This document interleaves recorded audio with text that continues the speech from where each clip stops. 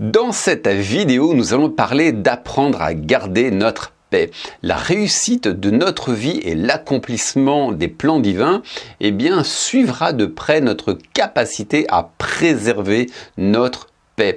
Notre paix est probablement l'un des biens les plus précieux de notre vie. Curieusement, c'est celui que nous savons le moins protéger et que nous nous laissons voler le plus facilement. Lorsque nous quittons notre véhicule, nous ne manquons pas de fermer celui-ci. Lorsque nous quittons notre domicile, nous ne manquons pas de fermer à double tour, voire triple tour. Si on s'absente de manière plus prolongée, on va même fermer les volets, peut-être poser une alarme, demander aux voisins d'avoir un œil dessus.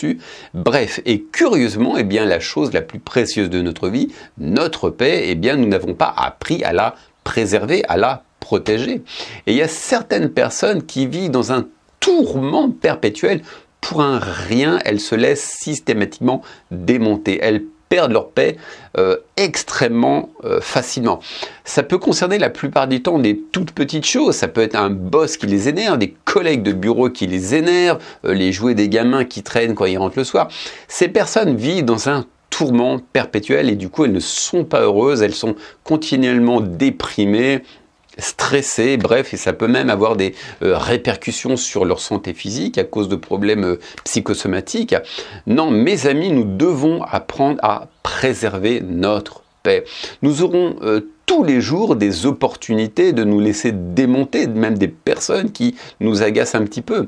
Mais nous avons aussi cette possibilité de ne pas laisser toutes les situations de la vie nous stresser, nous voler notre paix.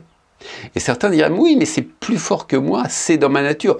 Non, vous êtes ce que vous avez décidé d'être. Nous avons un contrôle. Nous devons décider, nous dire, j'en ai marre d'être toujours comme ça, je décide d'être heureux. Si vous n'entreprenez rien pour votre vie, personne ne le fera à votre place. Et vous savez, ce qui nous démonte dans une situation, c'est pas la situation en elle-même, c'est comment nous réagissons. Ce qui nous pose de vrais problèmes, ce ne sont pas les gens ou les situations désagréables, mais c'est notre propre émotivité. Devant une même situation, vous allez avoir deux personnes qui vont réagir de manière complètement différente. Il y en a une qui va totalement se laisser démonter et l'autre sur qui la situation va glisser comme de l'eau sur le dos d'un canard. Voyez ce que Jésus dit. Je vous laisse la paix, je vous donne ma paix, je ne vous donne pas comme le monde donne. Que votre cœur ne se trouble point et ne s'alarme point.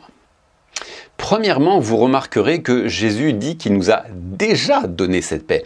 Donc toute personne qui a reçu Christ dans sa vie a déjà reçu cette paix, mais c'est à nous de faire en sorte de ne pas nous laisser voler cette paix. Si vous n'entreprenez rien, par vous-même, il ne se passera rien. Nous devons décider de ne pas laisser les situations de la vie ou même les personnes nous voler notre paix. Nous sommes le gardien de notre paix.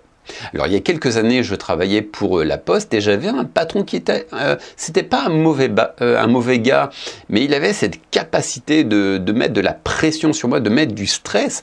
Alors je passais mes journées à collecter le courrier auprès des entreprises avec mon véhicule et celui-ci, mon patron me téléphonait sur mon portable et il me mettait la pression plus vite Olivier, toujours plus vite. Il me mettait le stress et j'étais tellement stressé. Un jour, j'ai défoncé une voiture. Je conduisais des petits camions et j'ai défoncé une voiture neuve, une voiture qui sortait de chez le concessionnaire. Alors, les propriétaires, ils étaient pas trop contents pour ça, mais bon, ils ont quand même bien réagi. Mais depuis ce jour, j'ai décidé de ne plus laisser quiconque me mettre de la pression, me laisser voler ma paix. Et lorsque mon patron me téléphonait pour me mettre de la pression, me dire d'aller plus vite, je disais, mon petit bonhomme, je t'aime, je te dois le respect, comme la Bible nous dit de respecter les autorités, mais je ne te laisserai pas mettre de la pression. Et vous savez quoi? Je prenais mon temps, j'étais calme, je faisais bien mon boulot du mieux que je pouvais, mais je ne laissais plus cet homme me mettre de la pression. Je ne réagissais pas, je lui disais rien, mais je ne réagissais pas à son stress, je prenais mon temps. Et je me suis senti tellement mieux et je faisais un tellement meilleur travail. Et vous savez, quand vous êtes mis sur les nerfs, eh bien c'est vous qui récoltez les mauvais fruits. Vous voyez, c'est moi qui ai défoncé ce camion. Et c'est moi qui ai eu des problèmes après, c'est pas mon patron. Donc nous avons cette possibilité de rester dans la paix, de ne pas nous laisser voler notre paix. Et lorsque vous refusez aux situations de vous stresser, de vous voler cette paix, eh bien vous vous mettez dans une situation, dans une position d'autorité. Vous dites en quelque sorte, Seigneur, tu es au-delà de cette situation, tu es plus fort que cette personne qui veut me tourmenter, tu es plus fort que cette situation et tu as toute chose entre tes mains, aucune arme forgée contre moi ne prospérera pas. Lorsque vous êtes dans cette position de paix, eh bien vous manifestez votre foi en Dieu, vous lui montrez à quel point vous avez confiance en lui et là vous le mettez dans une position où il pourra intervenir pour vous. Mais aussi longtemps que vous êtes stressé, que vous laissez les situations vous démonter, eh bien vous ne lui donnez pas les outils pour qu'il intervienne en votre faveur. Voici un autre verset. Remets ton sort à l'Éternel et il te soutiendra. Il ne laissera jamais chanceler le juste. Une autre version donne « Rejette ton fardeau sur l'Éternel, il prendra soin de toi, il ne laissera pas le juste s'écrouler pour toujours. » Et certains pourraient se dire « Ouais, mais tu comprends, moi, ça ne concerne pas des petits problèmes. J'ai des vrais problèmes, des problèmes très graves. Je passe par une maladie, mon mariage se délite, j'ai perdu mon emploi. » Mais au contraire, plus que jamais, précisément parce que vous n'avez pas affaire à des petites situations, mais à des grosses situations, plus que jamais, il est temps de préserver votre paix. Plus que jamais. Et comme je l'ai dit précédemment, lorsque vous gardez cette paix, eh bien vous donnez les moyens au Seigneur d'intervenir pour votre situation. Plus que jamais, dans la tempête, eh bien vous gardez votre paix et une certaine joie. Alors quand je parle d'une joie, ce n'est pas forcément une joie exubérante, démonstrative. Vous savez, vous pouvez être très calme et avoir une certaine joie. Mais au contraire, plus que jamais, dans la tempête, eh bien c'est là où il faut garder cette paix et ne pas laisser les situations nous stresser. Alors, la veille de quitter l'Égypte, eh bien, les Égyptiens voulaient tuer les Hébreux. Les Hébreux ont commencé à paniquer, mais Moïse savait que le secret, l'issue de cette situation trouverait sa solution s'il parvenait à les calmer et à les empêcher de stresser, de paniquer, de craindre devant leurs ennemis. Voyez ce qui est dit.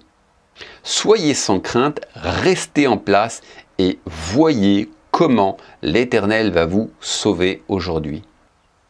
Moïse disait en quelque sorte, Dieu combattra pour vous si vous restez dans la paix. Il y a une puissance dans la paix. Et la manière dont nous réagissons par rapport à une situation détermine dans une très large mesure comment nous allons nous en sortir. Un jour, les disciples et Jésus étaient dans une barque lorsque une tempête a éclaté. Jésus, lui, dormait tranquillement, mais les disciples étaient complètement paniqués, ils sont allés le réveiller, puis finalement Jésus est sorti de son sommeil, il a menacé les tempêtes et la tempête et les éléments se sont tout de suite calmés. Et vous savez, je crois que la puissance que Jésus avait venait en partie d'une paix préservée. C'est sa paix qui lui a donné cette autorité pour chasser cette tempête, pour calmer cette tempête.